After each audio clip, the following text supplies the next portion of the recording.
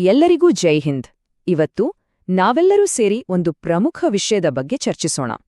ನಮ್ಮ ದೇಶಕ್ಕಾಗಿ ತಮ್ಮ ಪ್ರಾಣವನ್ನೇ ಪಣಕ್ಕಿಟ್ಟು ಸೇವೆ ಸಲ್ಲಿಸುವ ನಮ್ಮ ಸೈನಿಕರ ಜೀವನದ ಬಗ್ಗೆ.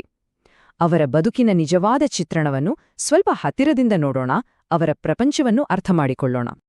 ಈ ಒಂದು ಮಾತನ್ನ ಕೇಳಿ, ಇದನ್ನ ಹೇಳಿದ್ದು ಮೇಜರ್ ಓಬೆರಾಯ್ ತಂಗದಾರ್ನಲ್ಲೇ ಪೋಸ್ಟಿಂಗ್ನಲ್ಲಿದ್ದಾಗ.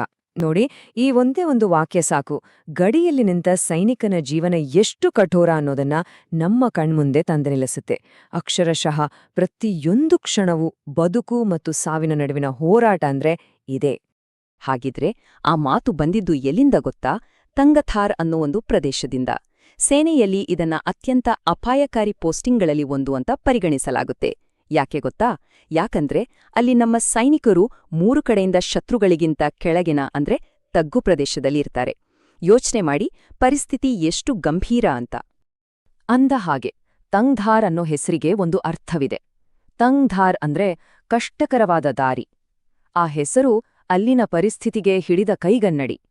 ಒಂದಲ್ಲ ಎರಡಲ್ಲ, ಬರೋಬ್ಬರಿ 18 ತಿಂಗಳು ಅಂದ್ರೆ 1.5 ವರ್ಷ. ಪ್ರತಿ ಕ್ಷಣವೂ ಹೈ ಅಲರ್ಟ್ ಸ್ಥಿತಿಯಲ್ಲಿ ಸೇವೆ ಸಲ್ಲಿಸೋದು ಅಂದ್ರೆ ಹೇಗಿರಬೇಕು ಸ್ವಲ್ಪ ಊಹಿಸ್ಕೊಳ್ಳಿ. ಮಿಲಿಟರಿ ಸೇವೆ ಅನ್ನೋದು ಒಂದು ಉದ್ಯೋಗ ಅಲ್ಲ, ಅದೊಂದು ಆಯ್ಕೆಯೂ ಅಲ್ಲ, ಅದೊಂದು ಪ್ರಮಾಣವಚನ. ಒಮ್ಮೆ ಆ ಪ್ರಮಾಣ ಸ್ವೀಕರಿಸಿದ್ಮೇಲೆ ಹಿಂದೆ ಸರಿಯೋ ಮಾತೇ ಇಲ್ಲ. ದೇಶ ಎಲ್ಲಿಗ್ ಗಳಿಸ್ತೋ ಅಲ್ಲಿಗೆ ಹೋಗ್ಲೇಬೇಕು, ಪ್ರಶ್ನೆ ಇಲ್ಲದೆ. ಅದೇ ನೋಡಿ, ಸೈನಿಕನ ಯುದ್ಧ ಬರೀ ಗಡಿಯಲ್ಲಿರೋ ಶತ್ರುವಿನ ಜೊತೆ ಮಾತ್ರ ಅಲ್ಲ, ಅವನು ಪ್ರತಿದಿನ ಹೋರಾಡೋ ಅದೆಷ್ಟೋ ಕಾಣದ ಶತ್ರುಗಳಿದ್ದಾರೆ. ಬನ್ನಿ ಈಗ ಆ ಯುದ್ಧಗಳ ಬಗ್ಗೆ ನೋಡೋಣ. ಹೌದು, ಆ ಕಾಣದ ಶತ್ರುಗಳಲ್ಲಿ ಮೊದಲನೆಯದು ಪ್ರಕೃತಿ ಮತ್ತು ಇನ್ನೊಂದು ಏಕಾಂತತೆ.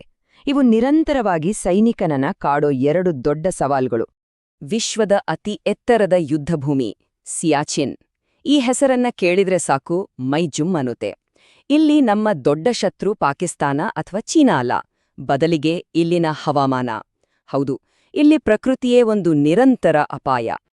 ಸಿಯಾಚಿನ್ಗೆ ಯಾರೂ ನೇರವಾಗಿ ಹೋಗೋಕ್ಕಾಗಲ್ಲ. ಅದಕ್ಕೆ ನಮ್ಮ ಸೇನೆ ಒಂದು ಅದ್ಭುತವಾದ ವೈಜ್ಞಾನಿಕವಾದ ಪ್ರಕ್ರಿಯೆಯನ್ನ ಅನುಸರಿಸುತ್ತೆ. ಅದನ್ನ ಅಕ್ಲಿಮಟೈಸೇಷನ್ ಅಂತ ಕರೀತಾರೆ. ನೋಡಿ, ಇಲ್ಲಿ ಹಂತ ಹಂತವಾಗಿ ದೇಹವನ್ನ ಆ ಎತ್ತರಕ್ಕೆ ಹೊಂದಿಸಲಾಗತ್ತೆ. 6,000 ಅಡಿಯಿಂದ ಶುರುವಾಗಿ 9,000, 12,000 ಹೀಗೆ 18,000 ಅಡಿಗಿಂತಲೂ ಎತ್ತರಕ್ಕೆ ಹೋಗೋವರೆಗೂ ದೇಹವನ್ನ ನಿಧಾನವಾಗಿ ಸಿದ್ಧಪಡಿಸಲಾಗತ್ತೆ. ಇದು ಸೈನಿಕನ ಜೀವ ಉಳಿಸುವ ಅತ್ಯಂತ ಕಠಿಣ ಆದರೆ ಅಷ್ಟೇ ಪ್ರಮುಖವಾದ ಪ್ರಕ್ರಿಯೆ. -40 ಡಿಗ್ರಿ ಸೆಲ್ಸಿಯಸ್ ಇದು ಸಿಯಾಚಿನ್ನ ಸರಾಸರಿ ತಾಪಮಾನ. ಇದರಲ್ಲಿ ಬದುಕೋದನ್ನ ಊಹಿಸೋಕೆ ಸಾಧ್ಯವೇ?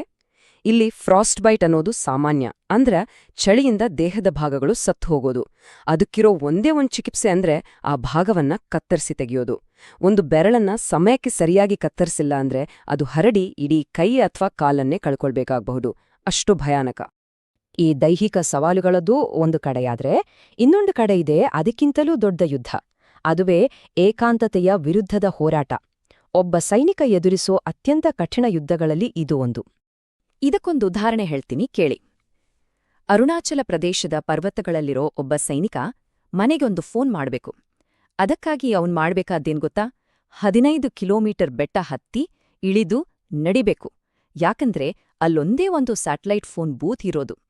ಸರಿ, ಅಷ್ಟು ಕಷ್ಟಪಟ್ಟು ಅಲ್ಲಿಗೆ ತಲುಪಿದ್ಮೇಲೆ ಗೊತ್ತಾಗುತ್ತೆ ಆ ಫೋನ್ ಕೆಟ್ಟೋಗಿಲೆ ಅಂತ. ಅದನ್ನ ಸರಿಪಡಿಸೋಕೆ ಇನ್ನೂ ಹಲವು ದಿನ ಬೇಕು.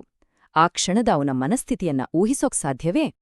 ಹೌದು, ಇಂತಹ ಸಂದರ್ಭಗಳಲ್ಲೇ ನಾಯಕತ್ವದ ನಿಜವಾದ ಪರೀಕ್ಷೆ ನಡೆಯೋದು. ಇಂತಹ ಕಷ್ಟಗಳನ್ನ ಒಟ್ಟಿಗೆ ಎದುರಿಸಿದಾಗ ಅಲ್ಲಿರೋ ಸಹೋದ್ಯೋಗಿಗಳೇ ಕುಟುಂಬವಾಗ್ಬಿಡ್ತಾರೆ. ಒಬ್ರಿಗೊಬ್ಳು ಧೈರ್ಯ ತುಂಬಿಕೊಂಡು ಆ ಕಠಿಣ ಪರಿಸ್ಥಿತಿಗಳನ್ನ ದಾಟಬೇಕಾಗತ್ತೆ. ಈ ಬಂಧ ಇದೆಯಲ್ಲ, ಅದು ಮುರಿಯಲಾಗದ್ದು. ಸರಿ, ಸೈನಿಕರ ತ್ಯಾಗ ಕಷ್ಟಗಳ ಬಗ್ಗೆ ನೋಡಿದ್ವಿ. ಈಗ ಪ್ರಶ್ನೆ ಬರೋದು ನಮ್ಮ ಬಗ್ಗೆ. ನಾಗರಿಕರಾಗಿ ನಮ್ಮ ಪಾತ್ರವೇನು? ಈ ತ್ಯಾಗಗಳನ್ನ ನಾವು ಹೇಗೆ ಗೌರವಿಸಬೇಕು? ಯಾಕಂದ್ರೆ ಇದು ನಮ್ಮೆಲ್ಲರ ಜವಾಬ್ದಾರಿ. ಇಲ್ಲಿರೋ ಹೋಲಿಕೆ ನೋಡಿ, ಇದು ನಿಜಕ್ಕೂ ನಮ್ಮನ್ನ ಚಿಂತನೆಗೆ ಹಚ್ಚಬೇಕು. ಒಂದು ಕಡೆ ವಿಯೆಟ್ನಾಂ. ಅಲ್ಲಿ 4-5 ವರ್ಷದ ಮಕ್ಕಳಿಗೆ ತಮ್ಮ ದೇಶದ ಯುದ್ಧದ ಇತಿಹಾಸವನ್ನ ಕಲಿಸಲಾಗುತ್ತೆ. ಇನ್ನೊಂದು ಕಡೆ ನಮ್ಮ ದೇಶ. ಇಲ್ಲಿ 90% ವಿದ್ಯಾರ್ಥಿಗಳಿಗೆ ಕಾರ್ಗಿಲ್ ಯುದ್ಧದ ಹೀರೋಗಳ ಹೆಸರೇ ಗೊತ್ತಿಲ್ಲ. ಪರಮವೀರ ಚಕ್ರ ವಿಜೇತರು ಯಾರು ಅಂತ ಕೇಳಿದ್ರೆ ಉತ್ತರ ಸಿಗಲ್ಲ. ಸಿನಿಮಾದಲ್ಲಿ ನೋಡಿದವರನ್ನ ಬಿಟ್ಟು ಬೇರೆ ಯಾರ ಬಗ್ಗೆಯೂ ಅರಿವಿಲ್ಲ. ಎಂಥ ದುರಂತ ಇದೋ ನೋಡಿ. ನಮ್ಮ ಹೀರೋಗಳ ಬಗ್ಗೆ ತಿಳಿದುಕೊಳ್ಳೋದು ಕೇವಲ ಸಾಮಾನ್ಯ ಜ್ಞಾನದ ವಿಷಯ ಅಲ್ಲ, ಇದು ನಮ್ಮ ರಾಷ್ಟ್ರೀಯ ಚಾರಿತ್ರವನ್ನೇ ನಿರ್ಮಿಸುವ ಅಡಿಪಾಯ. ಹಾಗಾಗಿ ಇದು ಬರೀ ಶಿಕ್ಷಣ ವ್ಯವಸ್ಥೆಯ ವೈಫಲ್ಯ ಅಂತ ಕೈ ತೊಳೆದುಕೊಳ್ಳೋಕೆ ಆಗಲ್ಲ, ಇದು ಇಡೀ ಸಮಾಜದ ವೈಫಲ್ಯ. ಮತ್ತು ಇದನ್ನ ಬದಲಾಯಿಸೋದು ನಮ್ಮೆಲ್ಲರ ಕರ್ತವ್ಯ. ಹಾಗಾದ್ರೆ ಬರೀ ಮಾತಾಡಿದ್ರೆ ಸಾಕಾಗಲ್ಲ. ನಾವು ಅಂದ್ರೆ ಸಾಮಾನ್ಯ ನಾಗರಿಕರು ಏನ್ ಮಾಡಬಹುದು? ನಮ್ಮ ಸೇವೆ ಮಾಡುವ ಸರದಿ ಈಗ ಬಂದಿದೆ. ಹೇಗೆ ಅಂತ ನೋಡೋಣ. ತುಂಬಾ ಸರಳವಾದ ಆದರೆ ಅಷ್ಟೇ ಪ್ರಬಲವಾದ ಪ್ರಶ್ನೆ ಇದು. ನಮ್ಮ ರಕ್ಷಣೆಗಾಗಿ ಸೈನಿಕರು ತಮ್ಮ ಪ್ರಾಣವನ್ನೇ ಕೊಡಲು ಸಿದ್ಧರಿರುತ್ತಾರೆ. ಆದ್ರೆ ನಮ್ಗಾಗಿ ಸೇವೆ ಸಲ್ಲಿಸುವವರಿಗೆ ನಾವ್ ಹೇಗೆ ಸೇವೆ ಸಲ್ಲಿಸಬಹುದು? ಸ್ವಲ್ಪ ಯೋಚನೆ ಮಾಡೋಣ.